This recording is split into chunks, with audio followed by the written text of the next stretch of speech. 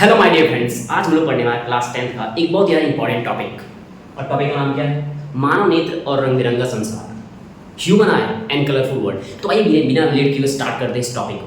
और सबसे पहले समझना शुरू करते हैं कि आखिर मानव नेत्र है क्या भाई?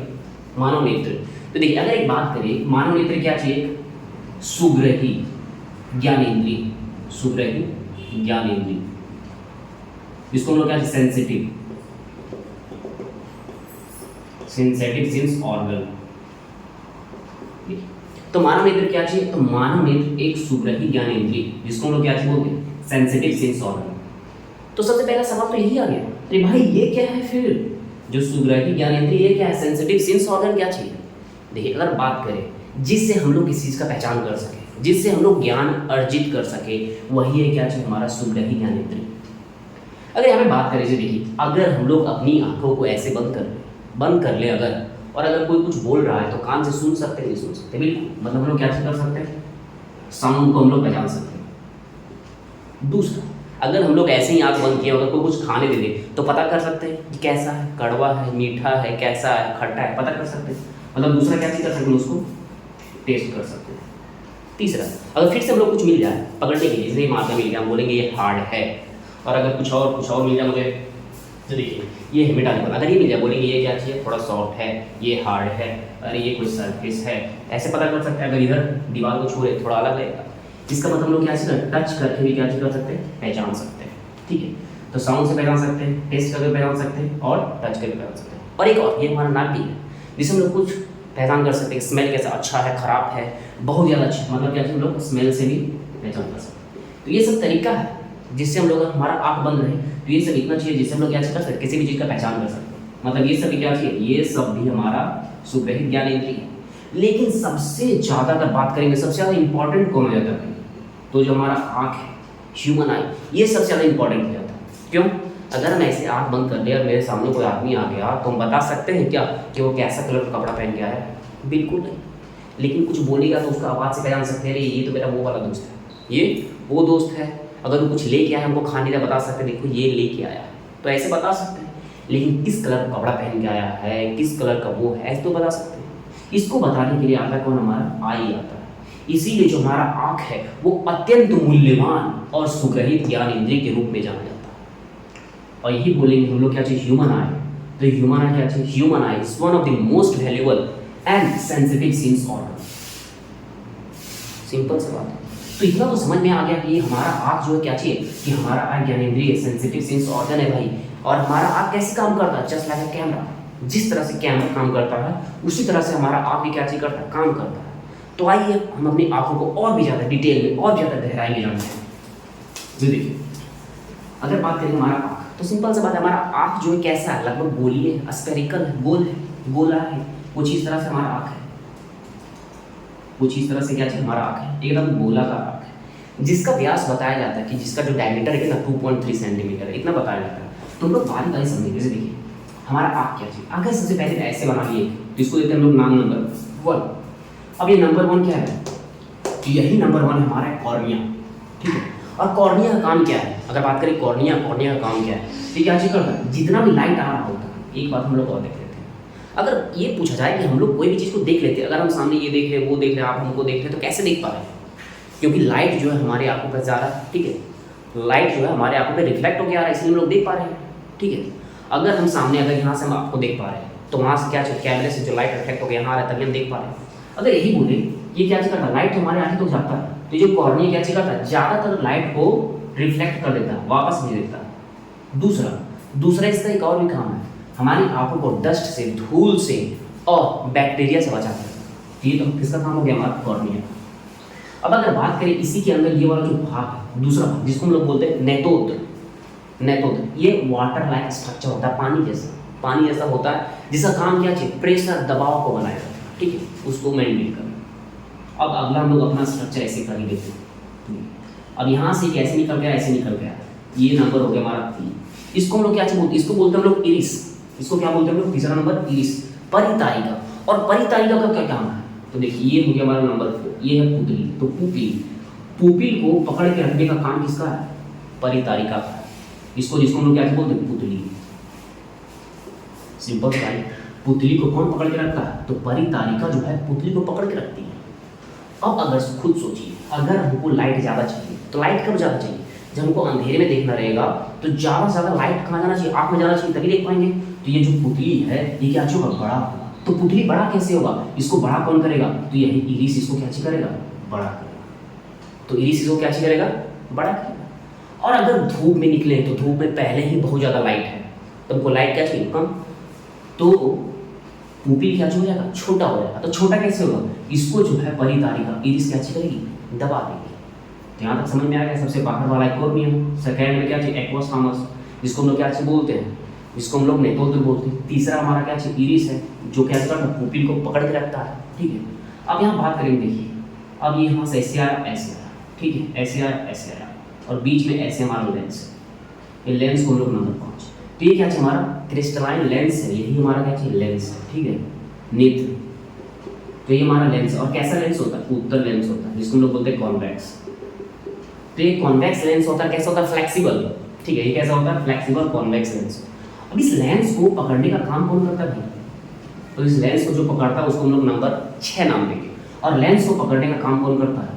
सिलरी मसल्स, जिसको बोलते हैं पचमाभी पेशियां। सिंपल सी बात है, क्या करता है? लेंस को पकड़ के रखता है।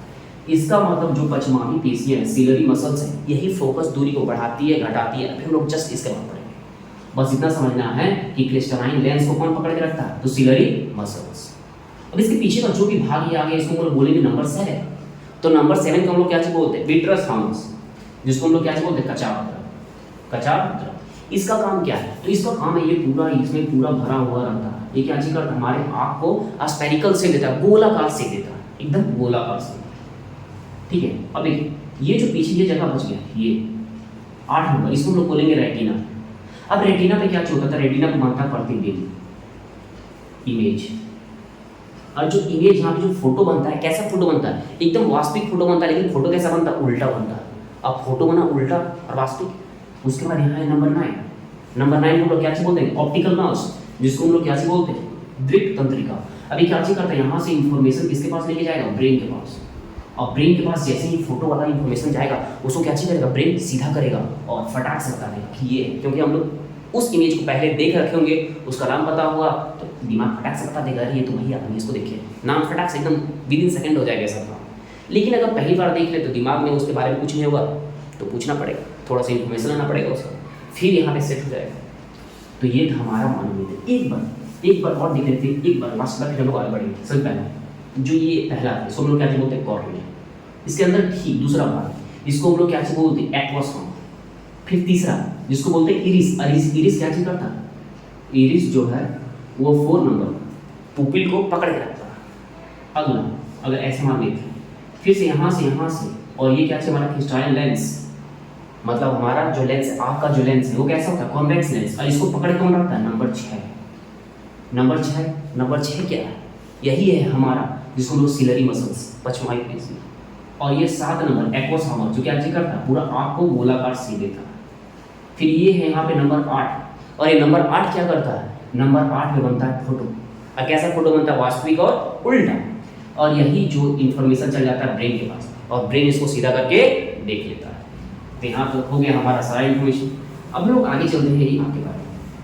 अब देखिए जो हमारा नेत्र, हाँ, तो अब हमारा है अगला टॉपिक, पावर ऑफ एकोमोडेशन।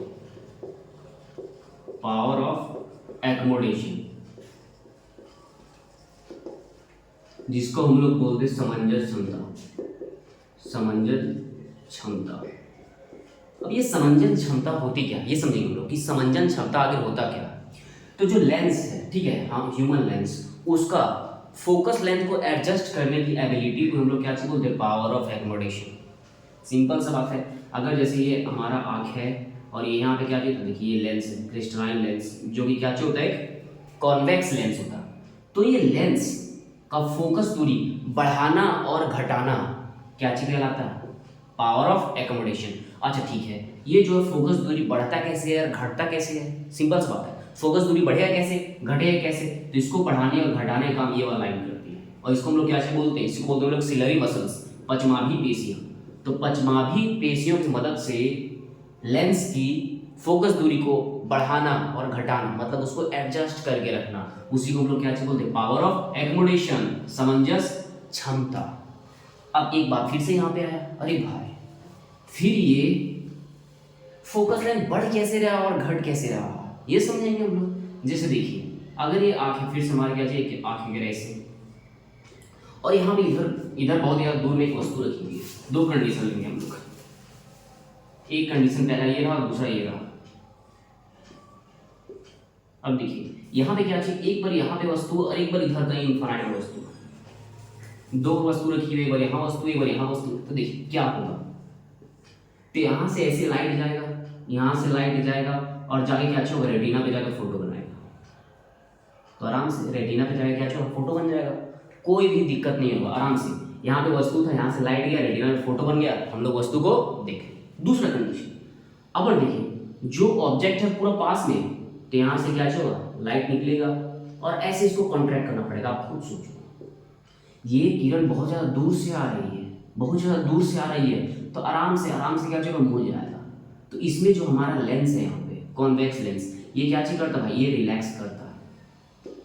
ये क्या चीज़ करता है, रिलैक्स करता है, मतलब ये क्या चीज़ करता है, पतला, इसको भी कोई दिक्कत नहीं है। इसका पावर क्या चीज़ लग रहा है, पावर लग रहा है कम, क्योंकि दूर से आ रहा है, आराम से इसको आराम से मोड़ के रेटिना पे कर देगा। लेकिन अगर दूसरा कंडीशन देखिए, केस 1 है, लेकिन अगर हम लोग केस 2 देखें तो केस 2 में क्या हो रहा है, पॉइंट देखिए, वस्तु यहीं पे बहुत ज्यादा नजदीक में। अब अगर यहाँ से रे ऐसे जा रहा है तो रे को मोड़ना थोड़ा मुश्किल है, क्योंकि रे बहुत ज्यादा पास है, तो पास में मोड़ना क्या चीज बहुत ज्यादा मुश्किल है। तो यहाँ पे जो लेंस है, लेंस को बहुत ज्यादा पावरफुल होना पड़ता है, बहुत ज्यादा पावरफुल, इसीलिए यहाँ पे लेंस क्या होता है, कॉन्ट्रैक्ट हो जाता है, मतलब आपस में सिकुड़ जाता है, और सिकुड़ जाता है इसको क्या करता है, पूरा जोर से दम मोड़ देता है, और मोड़ने के बाद यहाँ पे फोटो बन जाता है। इसका मतलब यहाँ पे जो लेंस हमारा, ये लेंस क्या होता है, मोटा होता है, और लेंस क्या होता है, कॉन्ट्रैक्ट। तो यहाँ पे लेंस क्या होता है, कॉन्ट्रैक्ट होता है, पास पास आता है। पास क्यों आता है, क्योंकि इसको मोड़ के यहीं पे रेटिना की फोटो बनाना, अगर रेटिना में फोटो नहीं बनेगा तो बीमारी हो जाएगा हम लोग को, इसीलिए इसको मोड़ के रेटिना पे लाना रहता है। इसीलिए जो हमारा कॉन्वेक्स लेंस है तब क्या होता है, मोटा हो जाता है, कब, जब बहुत ज्यादा पास वाली वस्तु को देखना पड़ता है तब। दूर के देखना तो हम लोग रिलैक्स एकदम आराम से देख सकते हैं, कोई दिक्कत नहीं। लेकिन जैसे पास को देखना, आप खुद ही ऐसे देखोगे, अगर इतना पास से आप एक बार बुक करके देखो, आपको पता चल जाएगा कि पावर यहाँ पे क्या लग रहा है, यहाँ पे पावर क्या लग रहा है, बहुत ज्यादा, यहाँ पे पावर क्या लग रहा है, कम, क्योंकि यहाँ पे जो हमारा लेंस है वो रिलैक्स कर रहा है, यहाँ पे क्या चीज कॉन्ट्रैक्ट कर रहा है भाई, जो कि इस बहुत ज्यादा ताकत लग रहा है, बहुत ज्यादा नजदीक से जो रे आ रहा है उसको एक पॉइंट पे करना पड़ रहा है, इसीलिए यहाँ पे ताकत ज्यादा लग रहा है, यहाँ पे क्या चीज लग रहा है, कम लग रहा है। अब यहाँ पे फिर से एक प्रश्न आता है, अच्छा ठीक है, तो हम लोग कितना दूर की वस्तु को एकदम साफ साफ देख सकते हैं, फिर कोई दिक्कत नहीं होना चाहिए। तो इसके लिए बताया गया 25 सेंटीमीटर, कि मतलब 25 सेंटीमीटर रखी हुई वस्तु को हम लोग आसानी से देख सकते हैं, कोई दिक्कत नहीं होगा। उसके बाद दूर दूर दूर कहाँ तक देख सकते हैं, तो वो देख सकते हैं हम लोग इन्फिनिट तक, मतलब जो हमारे आंखों का जो नियर बिंदु है, नियर पॉइंट, वो कितना 25 सेंटीमीटर। अगर फार पॉइंट बात करेंगे, सबसे ज्यादा दूर कितना देख सकते हैं, तो इन्फिनिट तक देख सकते हैं। बस ये 2 पॉइंट, मतलब 25 सेंटीमीटर से हम लोग क्लियरली दिखना शुरू हो जाता है, कहाँ तक देख सकते हैं, एकदम इन्फिनिट तक, इसमें कोई भी दिक्कत नहीं है।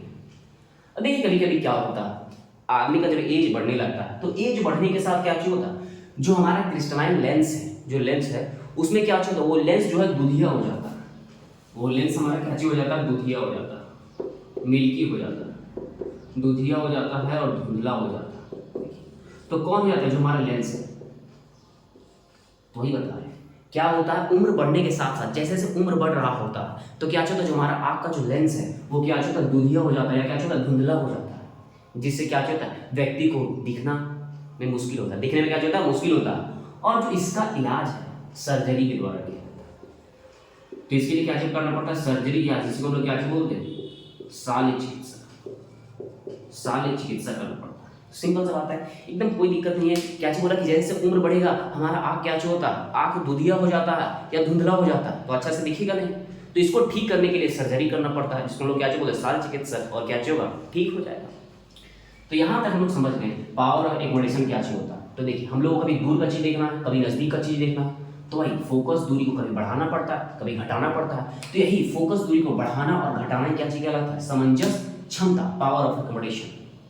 और पावर ऑफ एकोमोडेशन ये भी समझ लीजिए, अगर दूर के वस्तु को देखेंगे तो ये जो लेंस है वो एकदम रिलैक्स रहता है, रिलैक्स मतलब पावर लग रहा है कम, लेकिन जैसे ही पास की वस्तु को हम लोग देखने लगे, इसको मोड़ के रेटिना पे लाना रहता है, इसीलिए यहाँ पर पावर बहुत ज्यादा लगता है। यहाँ पे लेंस हो जाता है मोटा, यहाँ पे लेंस कर रहा होता है रिलैक्स, एकदम रिलैक्स करता है, इसीलिए यहाँ पे लेंस पतला, यहाँ पे लेंस क्या होता है, मोटा हो जाता है। ये हम लोग देख लिए।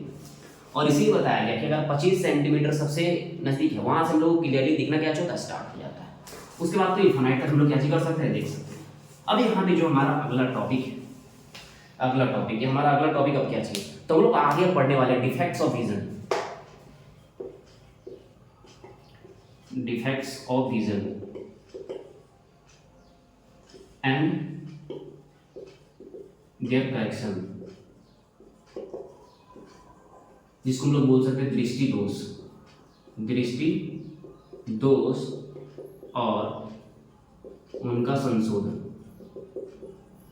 तो हमारा अगला टॉपिक यही है, दृष्टि दोष और उनका संशोधन। अच्छा, दृष्टि दोष उनका संशोधन मतलब हमारे दृष्टि में कुछ दोष हो जाता है, देखने में क्या होता है, कुछ दोष हो जाता है। तो किस किस तरह का दोष हो जाता है हमारी आंखों में, किस किस तरह का मतलब डिफेक्ट्स हो जाता है, वही हम लोग पढ़ने वाले हैं। तो देखिए, तो सबसे पहला यहाँ पे हम लोग अगर बात करेंगे तो 3 तरह का हम लोग डिफेक्ट्स पढ़ेंगे। देखिए, सबसे पहला की बात करें जिसको हम लोग बोलते हैं मायोपिया, ठीक है। दूसरा हाइपरमेट्रोपिया, इसको हम लोग बोलते हैं फार साइडनेस, जिसको हम लोग क्या बोलते हैं, दीर्घ दृष्टि दोष। और जो ये इसको हम लोग क्या बोलते हैं, नियर साइडनेस, निकट दृष्टि दोष। अच्छा, हमारा तीसरा इसको बोलते हैं प्रेस बायोपिया, इसको हम लोग क्या बोलते हैं, जरा दूर दृष्टिता। तो देखिए, इसको ओल्ड हाइपरमेट्रोपिया भी कहा जाता है। तो हम लोग जनरली यही 3 तरह का डिफेक्ट्स हो जाता है। सबसे पहला क्या चाहिए, मायोपिया, जिसको हम लोग क्या बोलते हैं, नियर साइडनेस, निकट दृष्टि दोष। तो अभी बताएंगे, नाम यहाँ है कुछ और काम होता है कुछ और, लेकिन ये नाम कैसे पड़ा ये भी हम बताएंगे। तो सबसे पहला हम लोग देखते हैं कि ये जो है मायोपिया कैसे होता है, फिर दूसरा देखेंगे हाइपरमेट्रोपिया, फिर देखेंगे प्रेस बायोपिया, ठीक है। तो बारी बारी सबसे पहला हम लोग 1 नंबर यहाँ पे पहला शुरू करते हैं। देखिए, पहला हम लोग देखते हैं। तो अगर बात करें यहाँ पे पहला, ठीक है, देखिए, तो अगर ये जो हमारा आँख है, अगर एक आँख को फोटो बना रहे हैं, अगर ऐसे थोड़ा बड़ा ही बना लेते हैं, ये आँख है, ठीक है।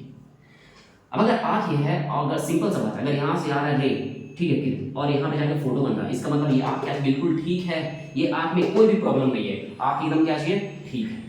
अब देखिए दूसरा कंडीशन, तो आँख खराब कैसे होगा, तो हम लोग क्या करते हैं, इसको बारिश पहले मिटा लेते हैं, एक हफ्ते में समझते हैं।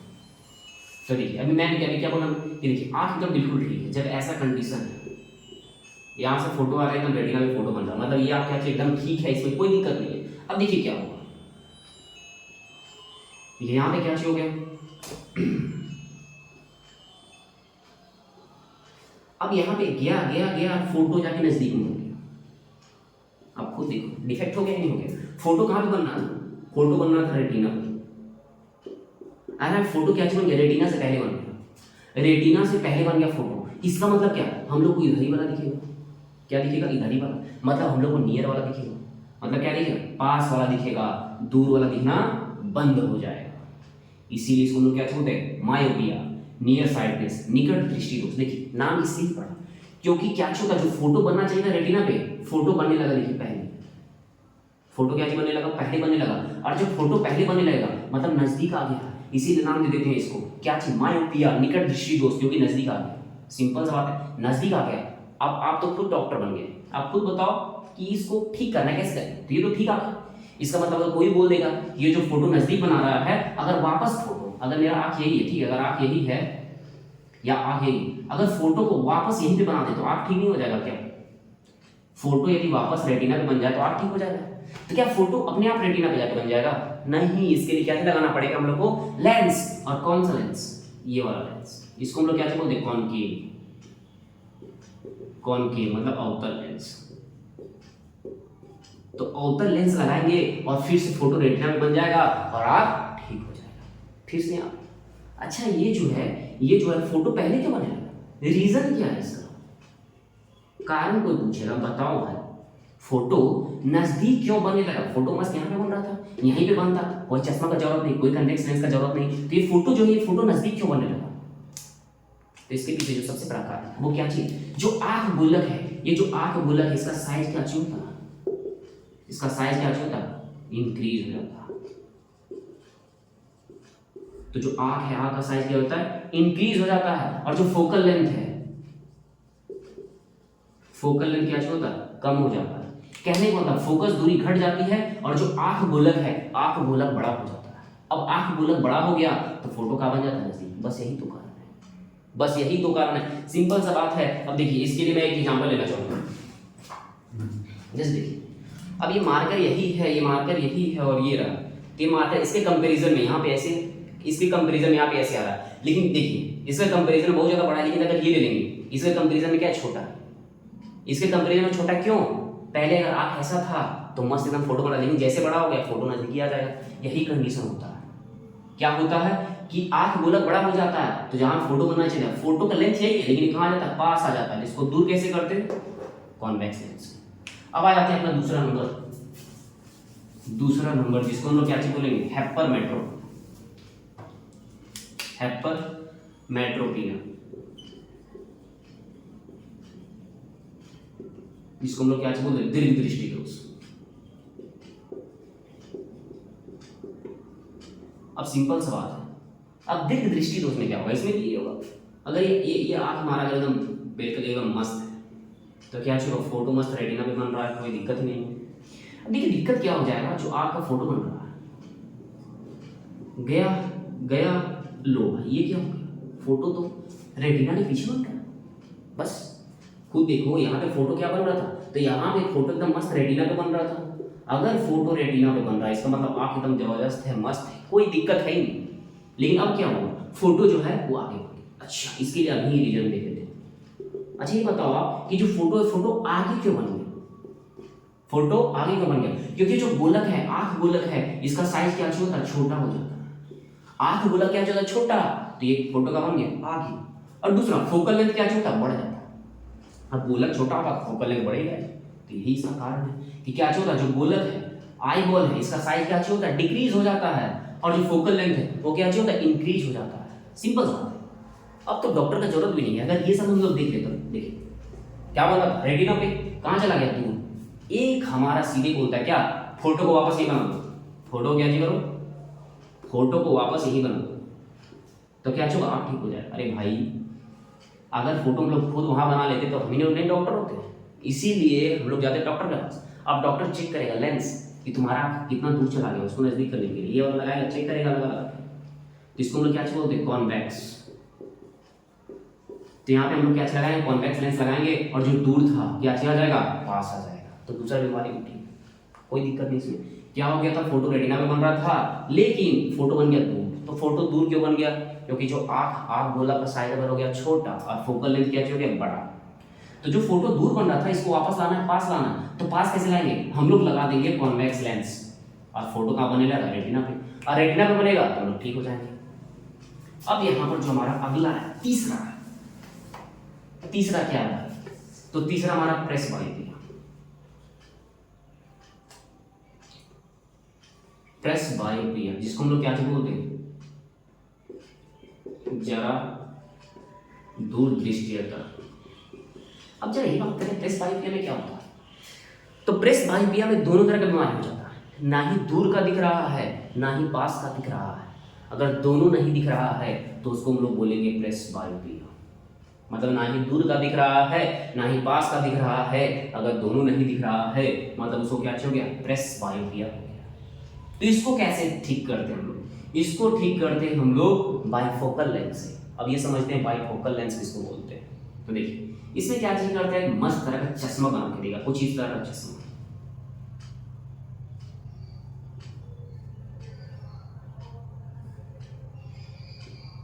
कुछ इस तरह का चश्मा देगा बना के और नीचे ऐसे लगा देगा, ऐसे लगा हुआ रहेगा। ये क्या चलेगा आपका, ये रहेगा कॉन्वेक्स और रहेगा कॉनकेव। यहाँ भी वही है, ये रहेगा कॉन्वेक्स, ये रहेगा कॉनकेव। मतलब यदि आपको नजदीक वाला देखना है तो आप ऐसे आप झुका के देखोगे, देखो बहुत सारे मास्टर ऐसे लगाते हैं बहुत सारे। अगर नजदीक वाला चीज देखना है तो आप इसे में देखेंगे और दूर देखना है तो ऐसे देखेंगे। देखिए हम आपको सामने करके दिखाते हैं। अगर नजदीक देखना हमको यहाँ पढ़ना है ऐसे आप नीचे झुका लेंगे, दूर देखना है ऐसे। इसका मतलब अगर दूर वाला चीज देखना है तो यहाँ से देखेंगे और नजदीक वाला चीज देखना तो यहाँ से देखेंगे। इसी को हम लोग बोलते हैं बाइफोकल लेंस। समझ में आ गया, इसका भी इलाज हो गया।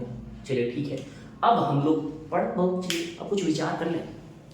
पढ़ तो हम लोग बहुत कुछ लिए, तो एक काम करते थोड़ा सा विचार कर लेते हैं। अब विचार क्या करेंगे हम लोग, तो देखिए एक है अंधी बच्ची या अंधा बच्चा, आप जो समझना। देखिए वो कितना मस्त लाइन बोलता है, एक अंधा बच्चा या एक अंधी बच्ची कितना मस्त लाइन बोलता है। क्या बोलता है कि आप किसी भी वस्तु का एकदम अद्भुत वर्णन करते हैं। एक अंधी बच्ची बोल रही है, क्या बोल रही है कि आप किसी भी वस्तु का एक अद्भुत वर्णन करते हैं जिसे आप देख पाते हैं। मतलब बच्ची बोल रही है कि आप जिस भी वस्तु को देखते हैं आप उनका एकदम अद्भुत वर्णन करते हैं। आप सूर्य के बारे में बताते हैं कि सूर्य क्या अच्छी है, चमकीला है। तो अंधी बच्ची बोलती है सूर्य का ताप तो मैंने भी महसूस किया है, सूर्य का ताप तो मैंने भी महसूस किया है, मगर आज तक नहीं समझ पाई कि वो दिन और रात कैसे बनाता है। कहने का मतलब वो बच्ची सूर्य का ताप महसूस कर सकती है, लेकिन दिन और रात कैसे बनता है वो नहीं समझ पाई, क्योंकि उसके पास नजर नहीं था, बेचारी देख नहीं सकती थी। तो यहाँ से हम लोग को एक चीज समझ में आता है, अभी भी हमारे देश में इतना बड़ा जनसंख्या है जिनके पास क्या चाहिए, आंखें नहीं है। और बहुत सारा तो ऐसा है जिसमें सिर्फ कोर्निया की कमी है, कोर्निया अंधता। अगर कोर्निया ही डोनेट कर दिया जाए तो उसे क्या चाहिए, बहुत सारे लोग ठीक हो सकते हैं। ऐसा बताया जाता है कि कुछ 65 लाख, तकरीबन 65 लाख लोगों में 60% ऐसे लोग हैं जो 12 साल से कम उम्र के बच्चे हैं, वो नहीं देख सकते। अगर उन्हें अपना कॉर्निया डोनेट कर दिया जाए तो वो आसानी से देख सकते हैं। हम लोग अपना व्यू, अपना नज़र को पास कर सकते हैं, तो ये हो सकता है। हाँ, ये बोला जाता है कि अगर हम लोग अपना आँख दान करना चाहते हैं तो हमारे पास 4 से 6 घंटे हैं। जब मरने के बाद 4 से 6 घंटे आँख को डोनेट किया जा सकता है। और निकालने का भी ज़्यादा लंबा प्रोसेस नहीं है, 10 से 16 मिनट लगता है निकालने में। आसानी से क्या कर सकता है, इसको निकाला जा सकता है। हाँ, एक कंडीशन है, अगर आपको आँख डोनेट करना है तो आपको कुछ बीमारियाँ नहीं होनी चाहिए। जैसे आपको एड्स नहीं होना चाहिए, हेपेटाइटिस नहीं होना चाहिए, हेजा नहीं होना चाहिए, ठीक है। तो इस तरह का चीज़ है। तो ये तो बात की बात है, अगर आप इंटरेस्टेड है बिल्कुल कर सकते हैं। बहुत लोग ऐसे करते हैं जो पहले ही अपना आँख डोनेट करते हैं कि अगर हम मर जाएंगे आप मेरा आँख क्या कीजिए, पास दे मगे, किसी ऐसे व्यक्ति को दे दीजिए जो मेरी नज़रों को अपने में रख ले और वो फिर पूरा दुनिया देख सके, ठीक है। तो चलिए ये तो होते रहेगा। अब हम लोग अब चलते हैं अपना अगला टॉपिक।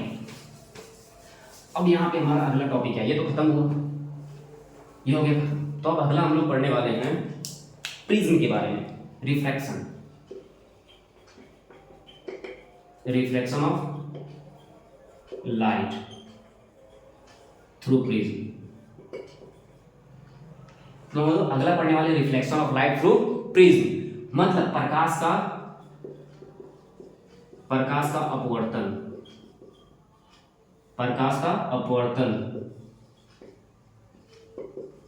प्रिज्म द्वारा।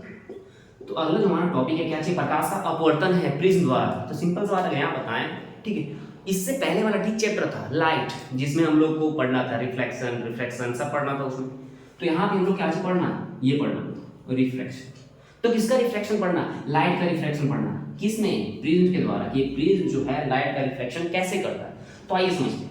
अगर देखिए, अगर ये ऐसे, अगर ये प्रिज्म है, अगर कैसा प्रिज्म है ये, अगर ये ऐसे, अगर ये प्रिज्म है, ठीक है, प्रिज्म अगर यहाँ से अगर ऐसे लाइट जा रहा है, खुद सोचिए भाई, अगर लाइट जा रहा है तो लाइट को सिंपली भाई ऐसे निकल जाना चाहिए था, लाइट को ऐसे निकल जाना चाहिए, लेकिन लाइट ऐसे निकलता है क्या, नहीं निकलता। देखिए आज थोड़ा सा मुड़ जाता है, चलिए मुड़ गया, फिर से अगर लाइट मुड़ गया तो यहाँ से इसको कैसे सीधे निकलना चाहिए, निकलता है क्या, नहीं, फिर से थोड़ा मुड़ जाता है। तो ये प्रिज्म में क्या चाहिए, लाइट का, प्रिज्म में क्या चाहिए, लाइट का यहाँ पे रिफ्लेक्शन, मतलब प्रकाश का अपवर्तन हो गया किस प्रिज्म। फिर से देखिए, लाइट को यहाँ पे सीधे जाना था, तो ये पहला मीडियम है, चला गया दूसरा मीडियम है, तो क्या चाहिए, हल्का सा मुड़ गया। फिर से ये अलग मीडियम है, ये अलग मीडियम है, तो फिर से क्या चाहिए, हल्का सा मुड़ गया। जाना ऐसे चाहिए, जाता नहीं। अब जरा बात करें, ये जो पॉइंट है इसको नाम देते हैं हम लोग A B C। तो इसको हम लोग क्या बोलते हैं, ये जो एंगल A है इसको हम लोग बोलते हैं प्रिज्म कोण। ये क्या हमारा प्रिज्म कोण, इसको बोलते हैं एंगल ऑफ प्रिज्म। अब जरा देखिए, अगर यहाँ से ये पॉइंट जो है, अगर इस पे हम लोग एक नॉर्मल ड्रॉ करें, मतलब अभिलंब, तो ऐसे अगर अभिलंब भी करें, ऐसे ड्रॉ कर दें, चलिए ये रहा अभिलंब। तो देखिए दो एंगल बन गए, एक ये वाला एंगल जिसको हम लोग बोलेंगे I, और एक ये वाला एंगल R। एंगल जो कैसे बोलते हैं, एंगल ऑफ, देखिए इसको बोलते हैं लोग आपतन कोण, इसको बोलते हैं परावर्तन कोण।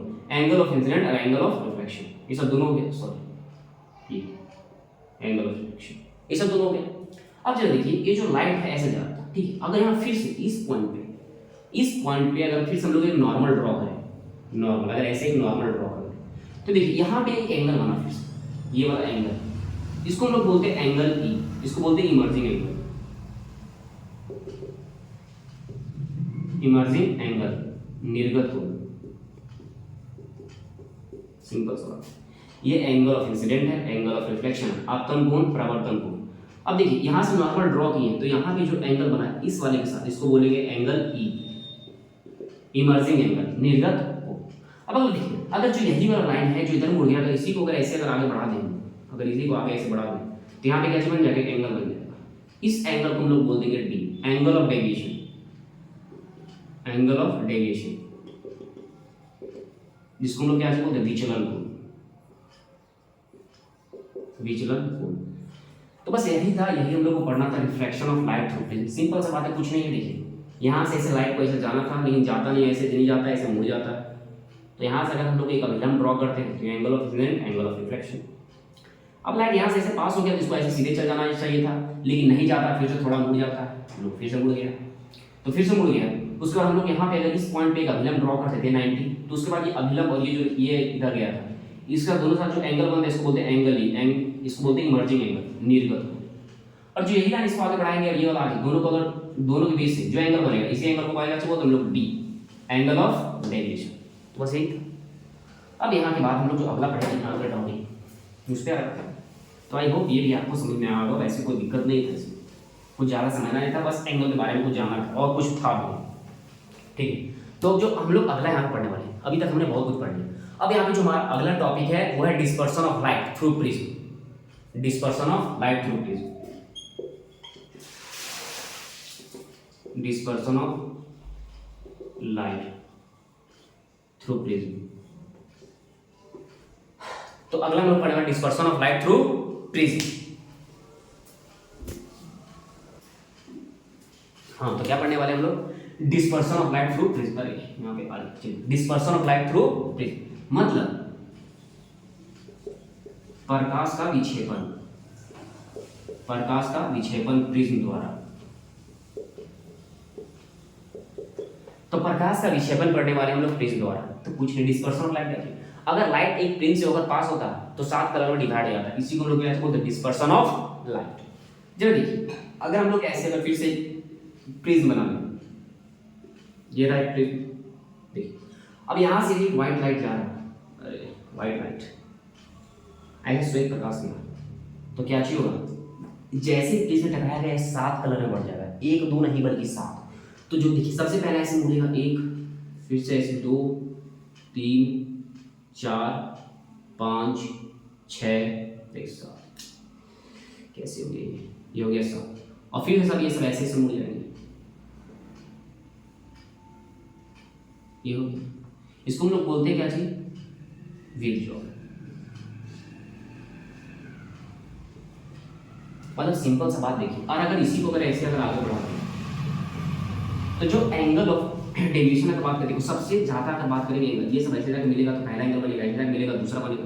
तो अगर बात करिए जो पहला यहाँ से साथ एंगल बन रहा है जिसको बोलेंगे हम लोग आर और डी, तो मतलब रेड का डेविएशन। और अगर यहाँ पे बात करें डेविएशन किसका, भी का, तो आप खुद देखो सबसे ज्यादा डेविएशन किसका होगा, भी का सबसे ज्यादा डेविएशन हुआ, मतलब भी का क्या होता है, सबसे ज्यादा डेविएशन होता है, उसके बाद आई का होता है, उसके बाद बी का होता है। तो ऐसे याद करते हैं, wallet, Indigo, blue, green, yellow, orange, red, यही क्या चीज 7 कलर है। सिंपली आपको देखना था, ऐसे जीप जोड़ करके हम लोग याद करते हैं, ठीक है। अगर यहाँ बात करेंगे सबसे ज्यादा डेविएशन किसका हुआ, तो बी का सबसे ज्यादा डेविएशन हुआ, और सबसे कम डेविएशन किसका हुआ, तो रेड लाइन का क्या हुआ, सबसे ज्यादा डेविएशन। तो सबसे ज्यादा डेविएशन किसका हुआ, बी का, और सबसे कम किसका हुआ, आर। मतलब बी सबसे बड़ा है और आर क्या चीज सबसे ज्यादा छोटा है। इसीलिए हम लोग रेड लाइट का उपयोग बहुत ज्यादा करते हैं क्योंकि इसका डेविएशन बहुत ज्यादा कम होता है। तो यहाँ के बाद जो भी टॉपिक है हम लोग उसको देखेंगे अपने नेक्स्ट क्लास में। आज के लिए इतना ही, धन्यवाद।